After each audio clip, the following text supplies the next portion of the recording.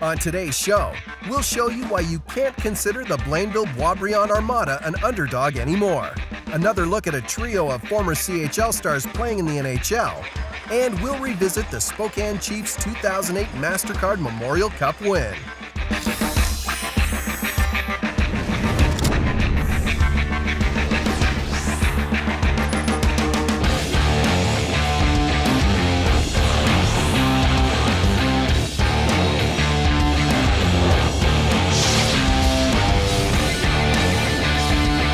Welcome to another edition of This Is The CHL. I'm your host, Sam Cosentino. This week we follow the career path of former WHLer Kyle Ross from the dressing room to the courtroom. We take a stroll down memory lane with NHLers Jarrett Stoll, Drew Doughty, and Jordan Eberle. And we look back at a priceless moment in MasterCard Memorial Cup history. But first we head out to the Montreal suburb of Blainville-Broisbriand. The Armada has been one of the top teams in the QMJHL all season long. True to its team name, the Armada has earned a reputation for hard work and up-tempo puck-pressuring style of game. Upon meeting head coach and GM Joel Bouchard, it's easy to see why those trademarks are part of the Armada's repertoire. Generally, when new teams are born into sporting leagues, they aren't expected to compete for titles and championships for years to come. Yet, when some of these teams exceed expectations and show they have the skill and drive to challenge the best of the best, they are labeled as underdogs and are considered long shots to sustain their competitive edge. The Blainville-Broisbriand Armada are a team that fits the identity of an underdog.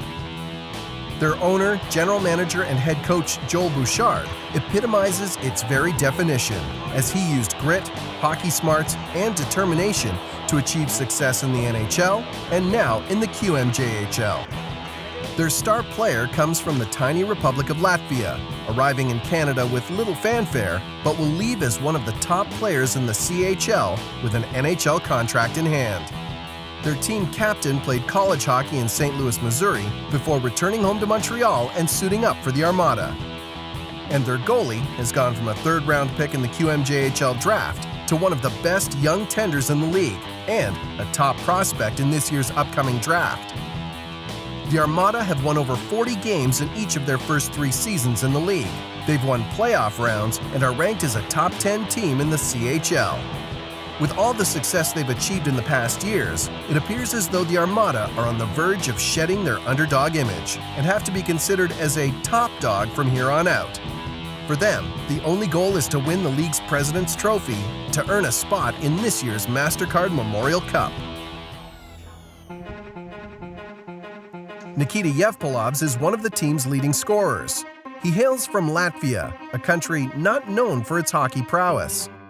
It wasn't that big before, since 10 years ago, but now when we got the KHL team back home, Dynamo Riga, it became way more popular, and a lot of parents put their kids in hockey, and everybody go and watch their games, and it's pretty big now, and it's the level of Latvian players got bigger, better and better. Although not drafted, his size and scoring touch make him an intriguing NHL prospect. So much so, the San Jose Sharks signed him to a contract just a few weeks ago. They spoke to me my first year here, and they said they like how I play, but I need to improve a lot still. But since that, all the coaching staff helped me a lot and made me work hard every day and improved. And San Jose asked them about me, and they said I came a long way. And thanks to them, that turned out pretty good. Moving from Latvia to Canada is a huge jump, especially when French is not a language he speaks, despite it being the native tongue for the Armada community and his billets. It's actually, I could say that Quebec is really similar to Europe. They have some similarity here, but the only tough part for me was French, because I didn't really know it, and my English wasn't that great before. Even French guys who don't really speak English, they trying hard, and it turned out pretty good. His new family has made him feel at home, but his biggest fan is going to have a very tough time saying goodbye to him when his junior career comes to an end this spring. Oui, ça va être très difficile pour la famille, pas juste pour moi, pour la famille. c'est comme un fils maintenant, c'est comme un frère pour les filles. Là, il va partir, on va ressentir la même chose que ses parents. Ça va être très difficile. Le cœur, ça va être dur, mais qu'il parte, mais on va aller le voir à San Jose. On va le suivre pareil, comme ses parents font à distance.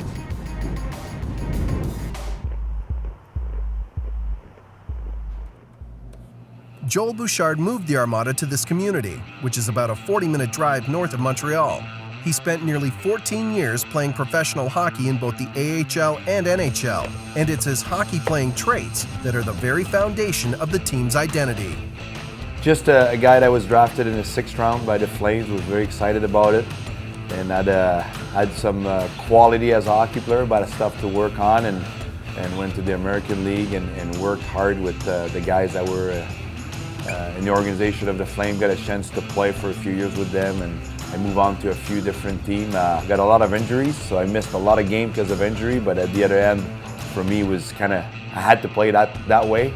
It was always a challenge, because you know, I was one of those guys that had to fight to keep his job all the time, which is fair and it's fine, it's life. And I was lucky because I always had people that believed in the NHL. I always had coaches or manager that always had a job for some reason. Even if I was hurt all the time, I always had a job. I always had people that say, you know what, when he plays well, and hopefully he can stay healthy. The team's blue-collar attitude and overachieving mentality can be seen throughout the symbols and words hanging all over their locker room walls. This is something we started.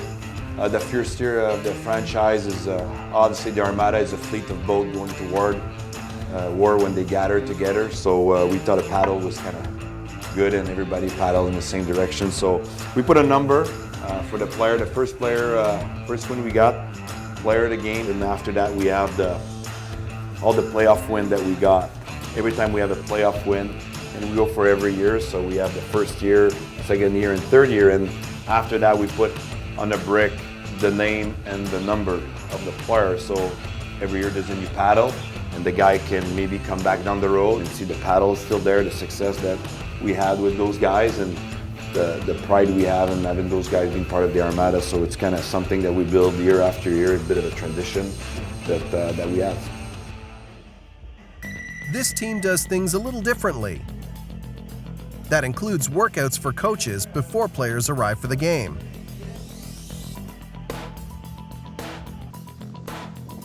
The team's captain is Daniel Walcott.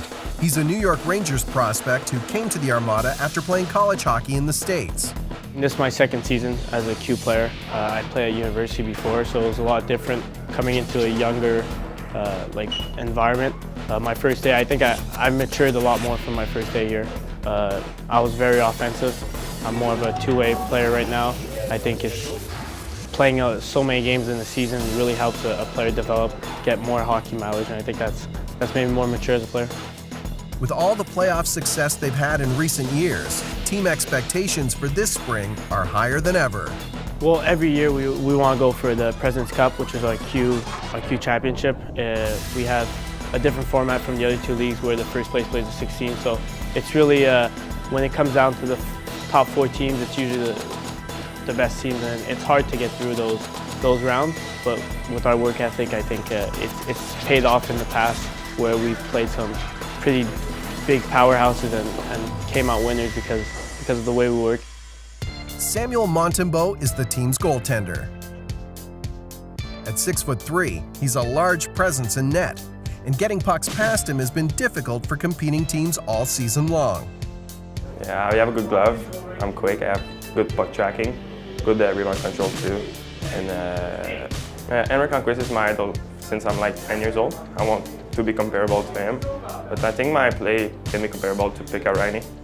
Montembeault's name will be called in this summer's NHL draft, and he is considered one of the top North American goalies available. Before the beginning of the year, people really don't know me, but now they do. And when I go outside of the rink, I don't believe the hype, what the people say.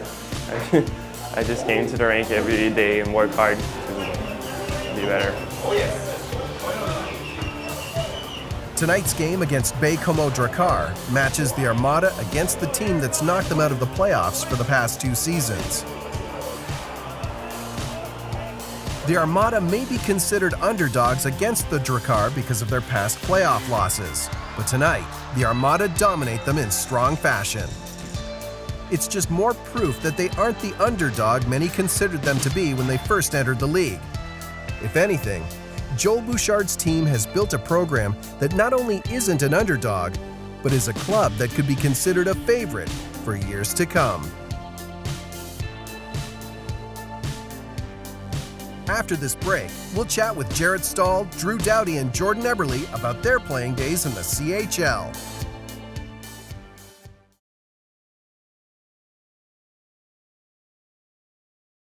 Now it's time to check out a couple of NHL players, starting first with Jarrett Stahl, a great two-way player, Drew Doughty, one of the best defensemen in the game, and Jordan Eberle, on the rise in Edmonton. Spado steals, tries to jam it in, loose puck in front, they score! Jarrett Stahl! Stahl walks in and scores another big goal of this series. Although he's got 2 Stanley Cups under his belt, the first major triumph in Jarrett Stahl's career was a MasterCard Memorial Cup in 2002. He was the Kootenay Ice's most valuable player that season, and he captained the team to its first CHL championship.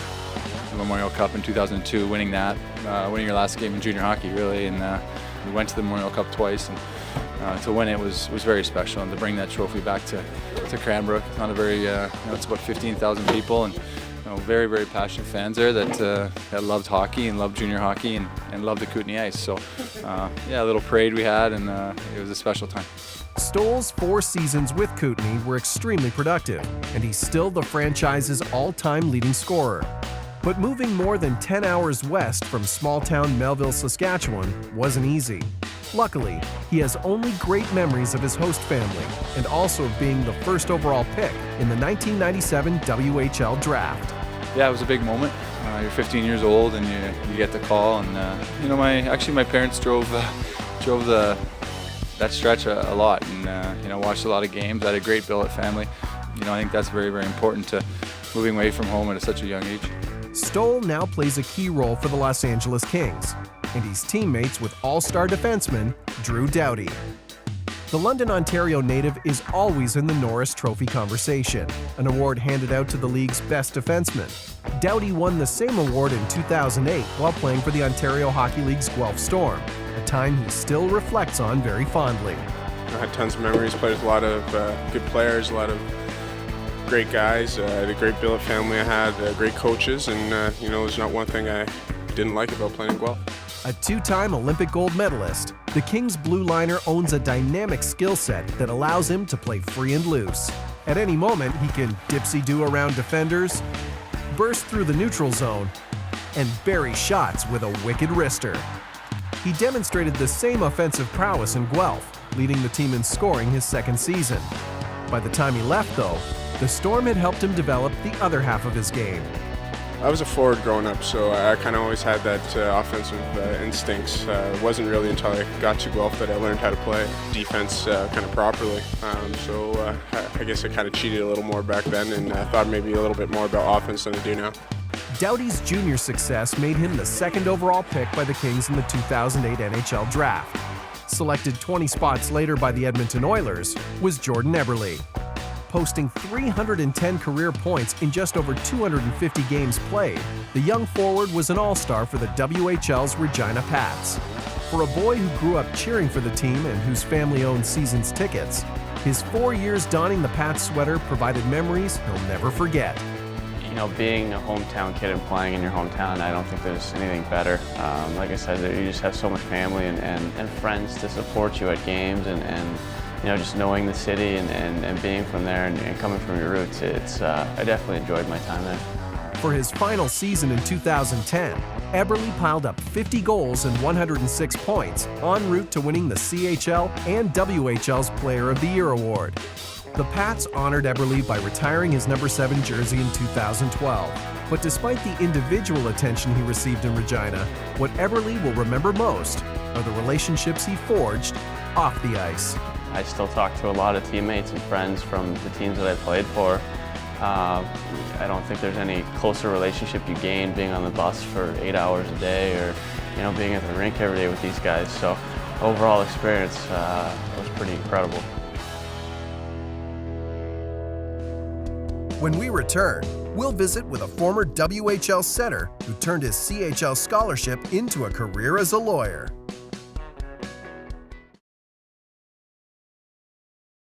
Kyle Ross played for the Red Deer Rebels before finishing up his career as a Regina Pat. CIS Hockey saw him play for the University of Regina and for the U of S Huskies. Ross used his WHL scholarship to pursue a career in law. The CHL recognizes the significance that parents and players place on education. That's why the WHL and Canada West universities have teamed up to provide Western Canada's premier hockey scholarship program. After playing 5 years in the CHL, Kyle Ross is a prime example of a student athlete who took advantage of the WHL scholarship program. It's just a huge advantage. It's something that you don't really realize is an advantage until you're able to utilize it. And when you get into classes and you start talking to people about what they have to do to pay tuition with their part-time jobs, or it makes you feel pretty lucky to have the scholarship the CHL provides. And when you're done too, not having the giant student loans that lots of people have, it's something that we definitely don't take for granted. Ross knows what it takes to grind away on and off the ice, as he was an academic leader in the classroom while captaining the University of Saskatchewan men's Huskies hockey team to the 2012 Canada West Championship. And he did it all while carrying a 4.0 grade point average. I started in the WHL in Red Deer, and we had work painted all over the walls in the dressing room. You learn pretty quick that work ethic is really important if you want to be successful in anything. Those kind of values get, ground into you pretty quickly. Maybe we won't get skated if I'm late to work, but having those kind of just simple principles kind of ingrained in you from playing hockey is, I think they're very valuable. Like most hockey players, he had an incredibly busy schedule to balance that included being student editor of the Saskatchewan Law Review and co-valedictorian of his graduating class. Even with all the successes he's achieved, hockey is still at the core of his being. I think you learn a lot, especially kids, learn how to deal with others, all those kind of things, working towards something, plus the benefits of just, being engaged in athletic competition, all those, learning to win, learning to lose, all those types of things are really important, I think, for the youth. Plus, bottom line, it's a lot of fun, it's a great game. I still think it's a blast to play. I'm, getting old, but I still love to, lace the skates up, and I think that, there's lots of people in the community still that, feel the same way, and it's a great sport to be involved in. From the ice rink, to the classroom, to the courtroom, Kyle Ross exemplifies everything that Western Canada's premier hockey scholarship program was designed for. After the break, we'll revisit the 2008 MasterCard Memorial Cup between the Spokane Chiefs and the Kitchener Rangers.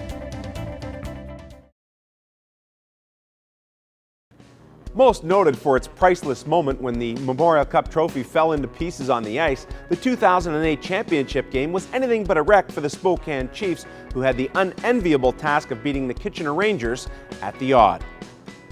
The Rangers Memorial Cup champions back in 2003 when they beat the Hall Olympique in Quebec City 6-3. Spokane last won the title also in Quebec City in 1991. Dustin Tokarski, Peter, has really come to the fore this year, ranked 9th as far as Central Scouting is concerned, and we talked about the November he had, stopping 90 of 96 shots in this event, but he really felt that he didn't get off to a good start in October, in late September, but his November was unbelievable, and he has taken flight since then.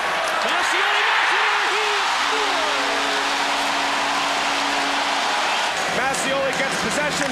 He has a lane to the net. Big rebound there for Massenger to pick up the game's opening goal. Well, Judd Blackwater has been waiting to explode in this event. Peter, I think he's hit probably 6 posts and or crossbars. He's had several other chances where the goaltender has been better than he has. But Bill Peters really felt that this line would be key, including Blackwater, to perform and produce here tonight. Roman wheels in. Blackwater, and he's on the board now. Falk to Roman. Roman circles the wagons, leaves it for Blackwater, and with Eunice down, he finds that puck-sized hole, short side, blocker side. He didn't get all of it, but he got enough of it. Kadri drops it. Duco a shot. And Stefan Ulmer blocked it. And in transition is Bowman with Mitch Wall. Wall from Seal Beach, California. Ulmer let it go through a partial screen and it went wide. This game, like you mentioned, Sam, really starting to settle in. Bowman a shot, he scores! 6th of the tournament for Grayson Bowman. And the Chiefs with their first lead. This guy's release is unbelievably quick. He can shoot it without having to lift the stick up much. A lot of American flavor on this U.S.-based Chiefs team. Yeah, a little bit of everything, really. And you look at their European players, you look at some Canadians, Americans, it's a nice mix, and it's made for great chemistry in the dressing room. Glass scores! Trevor Glass on the power play, and the Chiefs with a 2-goal lead. Tokarski just seems to get better as more shots are put upon him. Balling now with Butker and Azevedo. Azevedo trying to cut to the front of the net. Does Tokarski's down. It still hits him and stays out. It's like a piñata down there. Oh, it's just one of those days when it's all going your way.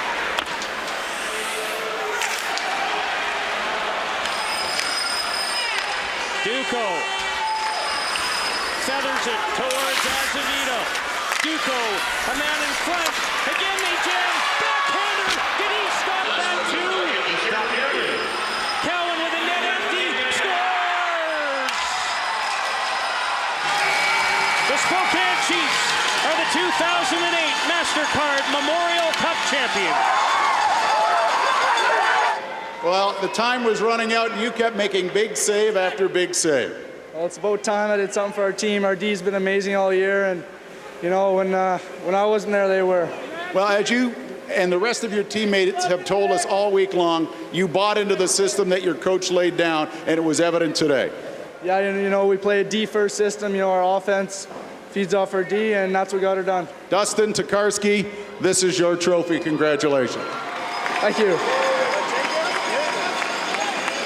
Well, that wraps up another edition of the show. I'm Sam Cosentino. See you next time on This Is the CHL.